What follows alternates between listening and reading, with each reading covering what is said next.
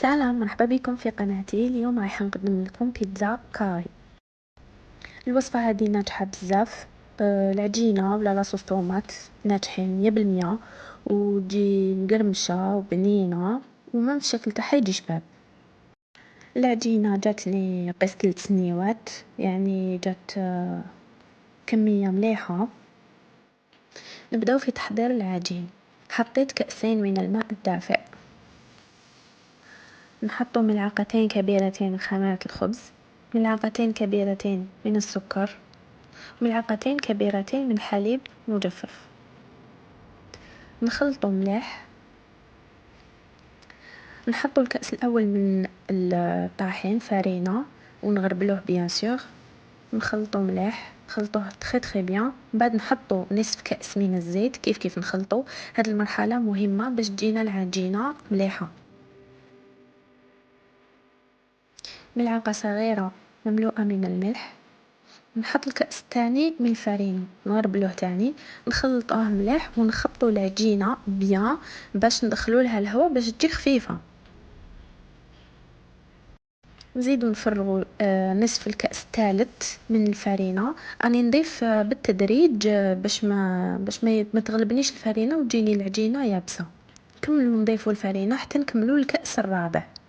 تقدروا تحطوها دون ان بلان دو طرافاي او تعجنوها مليح باليد، واللي عندها بيتران تعجن بالبيتران كيما راني ندير انايا. زدت الان نصف من الكأس الخامس، نصف الكأس تاع الفرينة ديال ما زدتش كأس كامل، يعني 4 كيسان ونص. حطيت شويه زيت في يدي وكورت العجينه، لميتها، سقمتها وغطيتها بابي فيلم وبطرشون نخليها تخمر. بعدها ناخدو الطوماطيش، اي كميه تكون عندكم. انا كانوا عندي 10 حبات خدمت بهم وبقات لي زياده.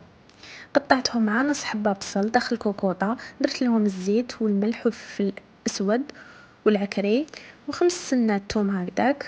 طيبتهم ربع ساعه داخل كوكوطه. طلقوا الماء تاعهم كيما راكو تشوفوا، ما زدت لهمش الماء كامل، ورحيتهم بالميكسور. انا حبيت جيني الكو تاع لاصوص طوماط وحدها. زدت لهم طماطم مصبره وشويه سكر. تقدروا في هذه المرحله اللي تحب تعطرهم باعشاب عطريه ولا زعتره ولا الرند كيما تحبوا. انا ما حبيتهم يجوني، حبيت لاصوص تجيني سامبل. هادوك العشرة حبات طوماطيش جاتني قسمة ندير البيتزا ديالي، وقس هادو 3 كوبلي باش نخبيهم اون سي جامي نسحق لاصوص طوماط. هنا اختمرت العجينة وطلعت وديغازيتها. خديت منها جزء وحليته على قس النيوة الأولى. أنا حليتها بسمك رقيق. هنا راني نديرها في لاصوص طوماط. شوفوا كيفاش جات خاطرة وجات شابة وبنينة بزاف. جات ما فيهاش حموضة ولا قروسية ولا. تقدروا تزيدوا لها غير الزيتون وحده مع شوية معدنوس، ولا تقدروا تزيدوا اضافات. انا هاد المره حبيت ندير لها اضافات. ديروا الفرماج اللي عندكم، ديروا البصل. على كل حال هذه مور ما طيب مور ما طابت باش درت لها هادوما. ما تدخلوهاش طيب بهم، دخلوها طيب غير بالطوماطيش والزيتون.